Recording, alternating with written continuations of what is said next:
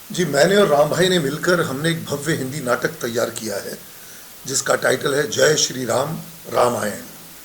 ये जो भव्य हिंदी नाटक है ये भगवान राम के दृष्टिकोण से हमने उसे लिखा है, उसे अभिव्यक्त किया है, जिसके प्रोड्यूसर राम भाई, मैं और मेरे पुत्र सिद्धांत सर हैं। इसका लेखक मैं हूँ। इसका जो लेखन और निर्देशन है वो मैंने और सिद्धांत सर ने मिलकर किया है। हम पिछले 4 वर्षों से इसका शोध कर रहे थे और एक पूरे बरस से हम इसकी रिहर्सल कर रहे हैं। बहुत ही भव्य पैमाने पर इस नाटक को बनाया गया है, जिसका हाल ही में मंचन हमने 20 नवंबर को सेंट एंड्रूज ऑडिटोरियम में किया था। और उसका जो वर्डिक्ट निकला है, जनता का जो एक निर्णय निकला है, वो सुपर हिट प्ले है। सारे पत्रकारों ने, बड़े बड़े जो क्रिटिक्स हैं, उन्होंने उसे 5 स्टार्स की रेटिंग दी है। बहुत बढ़िया था। इसमें हुआ क्या कि हमारे साथ जो एक बंदा काम कर रहा था, जो एक मुलाजिम था, जो पिछले 6-7 महीने से हमारे साथ जुड़ा हुआ था, उसके पता नहीं मन में क्या छल कपट आया, तो वो एक लाइटमैन के बतौर हमारे साथ जुड़ा। और जुड़ने के बाद उसने कहा कि पुनीत जी, मैं आपका बाकी भी काम कर दूंगा, तो आप मुझे थोड़ा इसमें पैसे थोड़े ज़्यादा दीजिएगा।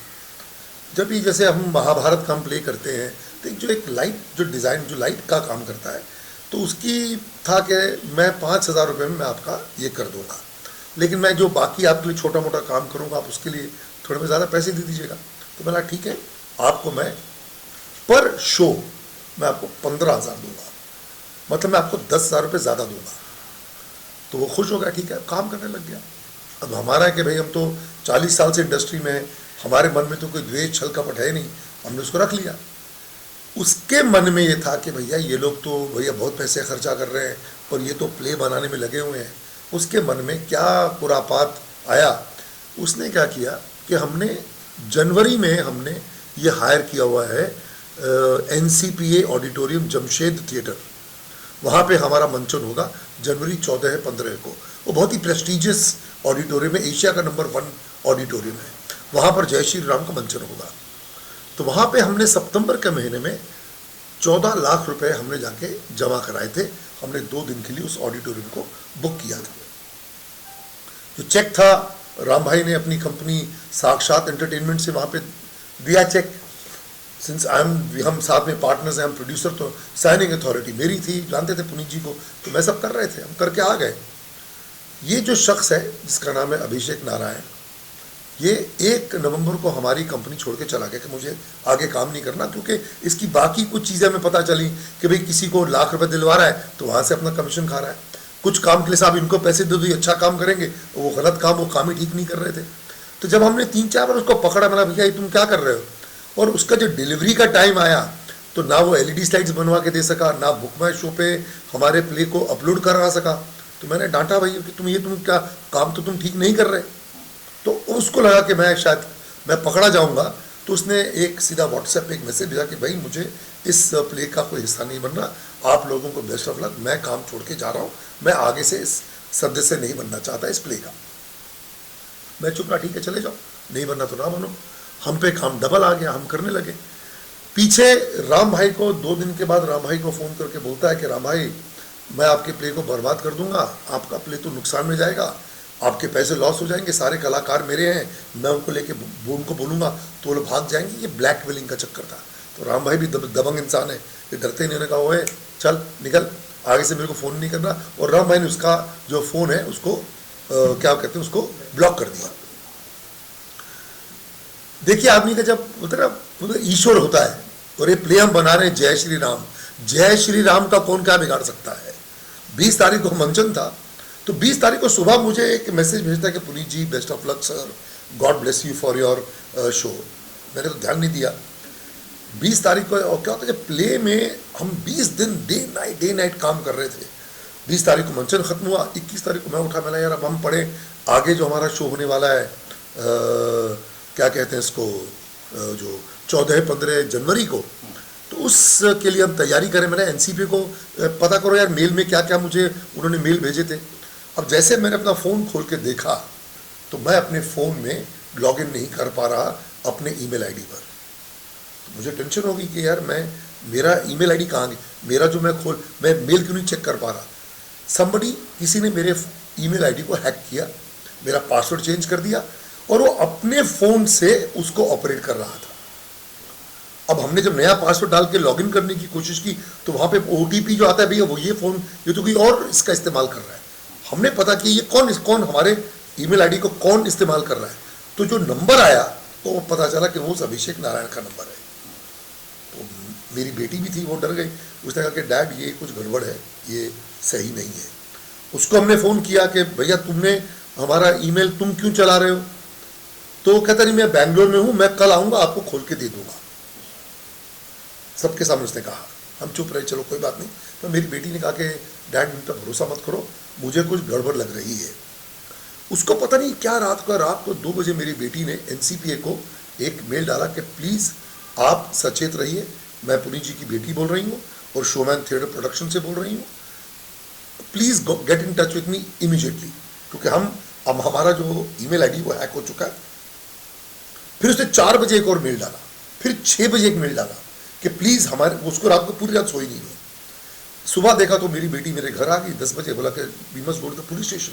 हम सीधा साइबर क्राइम में गए, उनसे हमने बताया कि हमारा ईमेल आईडी से हैक हुआ है और जो हमने नंबर जो डाला है उन्होंने भी किया, उन्होंने देख लिया नाम, वो अभिषेक नारायण का नाम आ रहा था।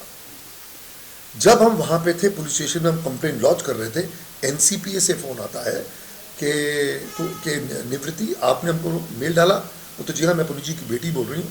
बोलते बट आपके तो ईमेल आईडी से हमको मैसेज आया कि आप हमारा ये 14-15 का शो होने ही नहीं वाला, वो तो कैंसिल कर दो और पैसे हमको रिफंड कर दो। हम शॉक हो गए कि भाई ये तो हमने कहा ही नहीं है, और वो तो हम तो अभी 11:30-12 बजे तो 1 घंटे में पैसे रिफंड करने वाले हैं। तो पुलिस वाले ने फ़ोन लिया, आप किसके नाम बोलते, जो पैसे रिफंड करने की बात है वो अभिषेक नारायण के पर्सनल अकाउंट में पैसे डाल दीजिए। पैसे गए साक्षात से, एंटरटेनमेंट से, और उसने मेल डाला कि भाई मैं शोमैन थिएटर प्रोडक्शन से बोल रहा हूँ, हमारा शो कैंसिल हो गया है और आप जो 14 लाख रुपए हैं और प्लस जो आपने डिपॉजिट भरा है वो मेरे पर्सनल अकाउंट पे ट्रांसफ़र कर दीजिए। तो पुलिस ने कहा कि madam this is a fraud, आप बिल्कुल मत करिए, इसको रोक दीजिए। आपकी कंप्लेन, हम पुनीत जी कंप्लेन लिखाने आए हैं, लेकिन अगले को बोलिएगा नहीं कि आपने रोक दिया है, उससे टाइम लीजिएगा। हम भागे वो रिपोर्ट लेके हम उधर पहुँचे, NCPA पहुँचे, तो पता चला वो 17 तारीख को, 20 नवंबर को हमारा शो था एंड्रूज में, वो 17 तारीख को उसने मेल डाला उनको कि भाई हमारा ये जनवरी का शो कैंसिल हो गया है और हमको हमारे पैसे वापस चाहिए। 18 तारीख को NCPA ने उनको मेल डाला, वो सोच रहे कि पुनीत जी का कोई कॉरेस्पॉन्डेंट, क्योंकि मेल तो पुनीत जी की तरफ से जा रहा है, तो उसने उन्होंने कहा कि भाई अगर आप ऐसा करेंगे तो हम तो 50% आपके पैसे काट लेंगे। तो फिर मेल उनको 19 तारीख को मेल डालता है कि आप पैसे काट लीजिए, कोई परवाह नहीं है, जो 7-8 लाख रुपए नुकसान तो होने दो, बाकी पैसे हमको वापस कर दो। तो फिर उन्होंने मेल दिया कि ठीक है भैया आप बताइए आप किस अकाउंट में पैसे डालें। तो कहता वो साक्षात एंटरटेनमेंट का जो जिससे एक चेक आया था वो तो हमने बंद कर दिया है, तो कृपया आप सारे पैसे जो है वो आप अभिषेक नारायण के पर्सनल अकाउंट में डाल दीजिए। सारे कॉल लॉग्स मिल गए, सब कुछ मिल गया, जो फ़ोन कर रहा था उसका फ़ोन नंबर वहाँ पे आया, हमने ला के दिया। फिर लॉयर से मिले हम लोग और हमने फिर FIR दर्ज की। फिर पुलिस ने देखा तो केस बहुत स्ट्रांग है, भाई 17-18 लाख रुपए का मामला है, ये तो धोखाधड़ी हुई ना साहब आप जिस पे। तो पुलिस ने फिर पूरी FIR ली, दर्ज की, वो करने के बाद उसको पकड़ा, उसको उठा कर लेके आए, मान गया कि ऐसा मैंने फ्रॉड किया, पैसे खाने का चक्कर था, ये हुआ। एक हमारे इसमें बहुत एक कहते हैं, एक मेरी हमने डायलॉग्स में हमने लिखा है कि यदि बुरा कर्म करना है पाप तो चुपचाप उसे सहन करना भी कहलाता है महापाप। इस बंदे के बारे में मुझे और भी प्रोड्यूसर्स ने आके कहा, एक शारन और अभिषेक, अक्षय मिश्रा, इन्होंने एक प्ले बनाया था धप्पा, जिनके थ्रू मैं इस बंदे को मिला था। उन्होंने कहा फ़ोन किया, पुनीत जी हमारे साथ भी सेम फ्रॉड कर चुका है, ये is a blackmailer, is a fraudster, ये हमेशा करता है, एंड में धमकी देता है कि मैं छोड़ के चले जाऊंगा और मैं लोगों को लेके चले जाऊंगा, आपका प्ले रोक दूंगा। वहाँ भी पैसे खाने की कोशिश की इसने। एक और कोई प्रोड्यूसर आ गया, कोई बब्बर करके था, कोई आर बब्बर, उसने कहा पुनीत जी ने मेरे साथ भी ऐसे किया। मैंने फिर आप लोगों ने क्यों नहीं पुलिस में कंप्लेंट किया, कि हम लोग डरते हैं, क्यों जाए, बेचारे छोटे आदमी कहाँ पढ़ेंगे। बट लकीली हमारे केस में था कि ऐसे गलत आदमी को सबक मिलना ही चाहिए।